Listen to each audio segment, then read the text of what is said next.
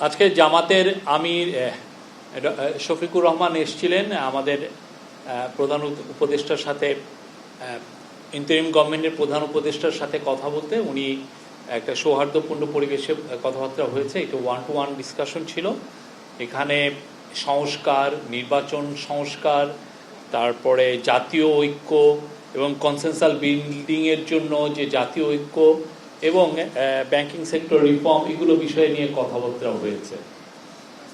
আর আপনারা জানেন যে আগে আমরা বলেছিলাম যে 31শে ডিসেম্বরের মধ্যে রিফর্ম কমিশনগুলোর রিপোর্ট হবে, কিন্তু যেহেতু ওনারা আমাদেরকে জানিয়েছেন যে ওনারা ঠিক সময়ের মধ্যে, ডেডলাইনের মধ্যে কাজগুলো শেষ করতে পারেন নাই, তো অনেকে এক্সটেনশন নিয়েছিলেন যে কাজটা আরও, কারণ আপনারা জানেন ওনাদের অনেকে এমনও হয়েছে যে প্রতি সপ্তাহে 7 দিনই কাজ করতে হয়েছে, 10-12 ঘন্টা করে।